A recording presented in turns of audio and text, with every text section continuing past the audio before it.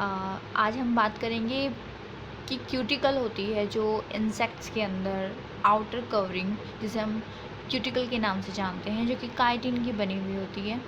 लेकिन एक्चुअल में उसका बायोकेमिकल कंपोजिशन क्या होता है, किस तरह से शेड ऑफ होता है, किस तरह से न्यू क्यूटिकल जनरेट होती है। लेकिन इन सबसे पहले आपके मन में एक सवाल आना चाहिए, वो ये है कि जिस तरह हम ग्रोथ करते हैं, हमारी साइज़, जो लेंथ, ये सारी चीज़ें होती है, ये हमारे बचपन में अलग होती है। जैसे जैसे एज बढ़ती है वो सारी चीज़ें बढ़ती जाती है। लेकिन इंसेक्ट्स होता है, उनके अंदर आउटर कवरिंग होती है जिसे हम क्यूटिकल कहते हैं। ये क्यूटिकल बढ़ने नहीं देती है, रेजिस्ट करती है किसी भी ग्रोथ को। लेकिन फिर भी कोई भी इंसेक्ट आप देखते हो वो हमेशा एक ही साइज़ का नहीं रहता है, वह भी ग्रोथ करता है। तो वो किस तरह ग्रोथ करता है, ये आपके माइंड में क्वेश्चन आना चाहिए। आज हम इसी सवाल का जवाब देखेंगे कि किस तरह वो ग्रोथ करता है, किस तरह क्यूटिकल शेड ऑफ होती है, किस तरह क्यूटिकल बनती है, और उसमें क्या क्या मॉलिक्यूल्स होते हैं जो कि क्यूटिकल बनाने का काम करते हैं। किस चीज़ में फ्लेक्सिबिलिटी होती है, किस चीज़ के अंदर रिजिडिटी होती है। इन सारी चीज़ों को देखने के लिए हमारे साथ बने रहिए। बायोकेमिस्ट्री देखते हैं हम क्यूटिकल की। नाम आपने सुना ही होगा, काइटिन, जो कि बना हुआ होता है एन एसिटाइल डी ग्लूकोसामाइन। ये एक शुगर है जिसके अंदर जो डी ग्लूकोसामाइन है, ये मेन शुगर है। इस पर एन साइड पर, जिसको एन एंड होता है, एक सी एंड होता है, एक एन एंड होता है। एन एंड पर क्या जुड़ा हुआ होता है, एसिटाइल ग्रुप जुड़ा हुआ होता है। इसके अंदर क्या होता है, 9:1 रेशो के अंदर लिंक्ड रहता है ये β14 कॉन्फ़िगरेशन से। इसके अंदर जो बॉन्ड होता है वो होता है β14, ठीक है। ग्लाइकोसिडिक बॉन्ड्स होते हैं इनके अंदर मोस्ट ऑफ। इसका जो फॉर्मूला है वो है C8H13O6N, जो कि इनसॉल्युबल होता है वाटर के अंदर, इनसॉल्युबल होता है अल्कोहल और ऑर्गेनिक सॉल्वेंट्स के अंदर।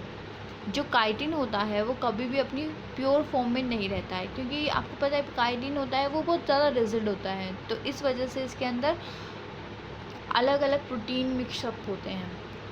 जो काइटिन है, इसके दो फ़ायदे हैं। एक तो ये प्रोटेक्शन करता है हमारे इंसेक्ट की जो बॉडी होती है बहुत ही डेलिकेट होती है, बॉडी सॉफ्ट होती है। तो बाहर वाली जो एनवायरनमेंट है, जो एडवर्स एनवायरनमेंट है, हमारी तरह घर नहीं होते, प्रोटेक्शंस नहीं होती है, ठीक है, इंसेक्ट्स के लिए। तो इंसेक्ट्स को प्रोटेक्शन करने के लिए उनकी शीथ होती है काइटिन की बनी हुई। तो फर्स्ट जो फंक्शन है काइटिन का, वो एक प्रोटेक्टिव लेयर या फिर हम बोल सकते हैं बैरियर के रूप में है, ठीक है। जो दूसरा इसका फंक्शन है वो है वेस्ट प्रोडक्ट एलिमिनेट के रूप में। कोई भी वेस्ट प्रोडक्ट होता है वो इसके एक्सक्रीटा के थ्रू बाहर जाते हैं, बट कुछ जो वेस्ट होते हैं वो क्या करते हैं, इसकी क्यूटिकल के अंदर डिपॉजिट हो जाते हैं। जैसे ही क्यूटिकल शेड ऑफ होती है वो भी शेड ऑफ हो जाते हैं। इसके अंदर जो प्रोटीन मिक्सअप होते हैं उनका परसेंटेज 25 to 37% तक होता है। और 3 टाइप की मेन जो प्रोटीन्स हैं जिनके नाम आपके सामने हैं, आर्थ्रोपोडिन, रेजिलिन और स्क्लेरोटिन। ये 3 टाइप के इसके अंदर मेनली प्रोटीन पाए जाते हैं। आर्थ्रोपोडिन जो प्रोटीन है वो नॉन काइटिनाइज्ड होता है, इसके अंदर कोई काइटिन का पार्ट नहीं होता है और ये सॉल्यूबल होता है, ठीक है। रेजिलिन है वो मूवमेंट के अंदर काम देता है और बहुत ही अच्छी फ्लेक्सिबिलिटी होती है इसके अंदर। तो जो हमारा इंसेक्ट है वो मूवमेंट करता है, वो सारी चीज़ें इसकी वजह से होती है। स्क्लेरोटिन नाम से ही पता लग रहा है कि ये हार्ड रिजिडिटी प्रोवाइड करता है, टैंड होता है, ये डार्कर होता है, इनसॉल्युबल होता है और इसके ऊपर हॉर्न्स बने हुए होते हैं, ठीक है। ये सारी है कंपोजिशन काइटिन की। काइटिन के अंदर प्रोटीन होता है जो कि सॉल्युबल होता है, काइटिन खुद क्या होता है, इनसॉल्युबल होता है। फ्लेक्सिबिलिटी किसके अंदर होती है, रेजिलिन के अंदर होती है। रिजिडिटी किसके अंदर होती है, स्क्लेरोटिन के अंदर होती है। ये सारी चीज़ें आप ध्यान में रखिएगा। अब है प्रोसेस ऑफ मोल्टिंग, किस तरह से मोल्टिंग होती है, इसकी प्रोसेस क्या है। इसी चीज़ को जो प्रोसेस है इसे इक्डाइसिस भी कहते हैं। मेन जो प्रोसेस है उसे, इसका जो इक्डाइसिस है इसका मेनली मतलब यही होता है शेड ऑफ या स्ट्रिप ऑफ होना। ये किस वजह से होता है, ग्रोथ के लिए। आपने नाम सुना होगा इंस्टार्ड, स्टेडियम, ये सारे निम्फ, ये सारे क्या है, एक इंसेक्ट की स्टेज है लाइफ की, डेवलपमेंटल स्टेज बोल सकते हैं आप। वो सारी इसी वजह से होती है, मोल्टिंग की वजह से।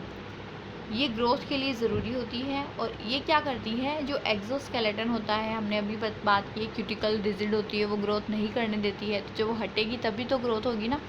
तो उस ग्रोथ करने के लिए हमें ज़रूरी है रिप्लेस करना पुरानी जो क्यूटिकल है उसका न्यू क्यूटिकल से।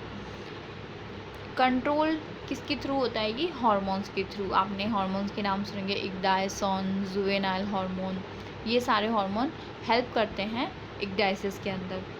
जुवेनाइल हार्मोन के नाम से ही आपको पता लग जाना चाहिए कि ये हमेशा लार्वा को लार्वा में ही बनाए रखना चाहता है, मतलब जिस स्टेज में वो है उसी स्टेज में, मतलब कि मोल्डिंग का एंटी है, एंटी मोल्टिंग हार्मोन बोल सकते हैं। लेकिन जो दूसरा इक्डायसोन हार्मोन है वो क्या करता है, इक्डाइसिस करवाता है, प्रमोट करवाता है इक्डाइसिस को।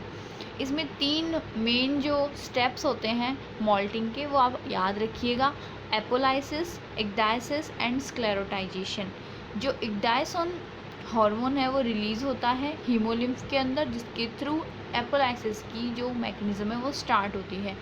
इसमें क्या होता है, जो पुरानी क्यूटिकल है और एपिडर्मिस है, उन दोनों के बीच के अंदर एक स्पेस बनने लगता है और इसे हम एक्सक्यूवी भी कहते हैं, ठीक है। एक शीथ टाइप स्ट्रक्चर बन जाती है, इसे हम एक्सक्यूवी कहते हैं, जो आपकी पुरानी क्यूटिकल से अलग हो चुका हुआ इंसेक्ट होता है उन दोनों के बीच में, और वहाँ पर एक फ्लूइड भर जाता है, ठीक है।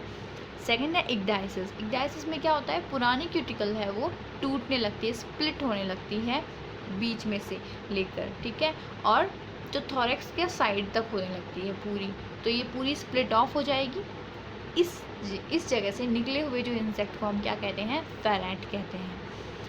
थर्ड है स्क्लेरोटाइजेशन। स्क्लेरोटाइजेशन के अंदर क्या होता है कि जो न्यू क्यूटिकल होती है वो धीरे धीरे बनने लगती है। और आपको पता होना चाहिए, कोई भी चीज़ न्यू है, आप रोड बना रहे हो, न्यू बना रहे हो, वो गीली रहेगी, सॉफ्ट रहेगी, कुछ भी चीज़ देख लो आप, किसी का भी एग्जांपल ले लो, वो न्यू रहेगी तब तक सॉफ्ट रहेगी।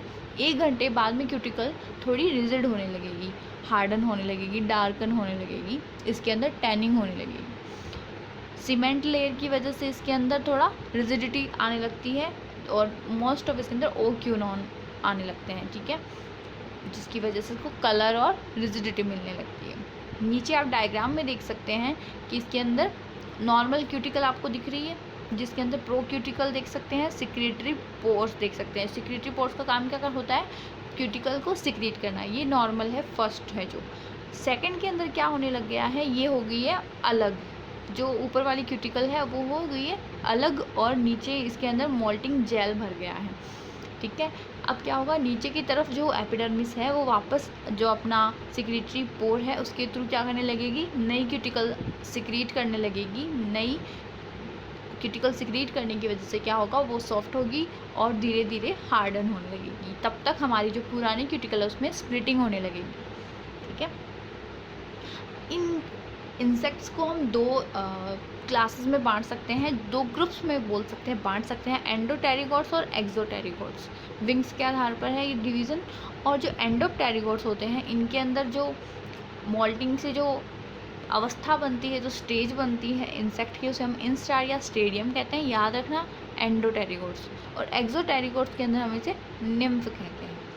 तो आई होप आपको ये जो पूरी प्रोसेस है समझ में आ गई होगी, जो क्यूटिकल किस तरह से बनती है और इसके अंदर क्या क्या कंपोजिशन होती है। तो अगर कोई भी आपकी क्वेरी है तो आप पूछ सकते हैं बेझिझक। और थैंक यू फॉर वॉचिंग।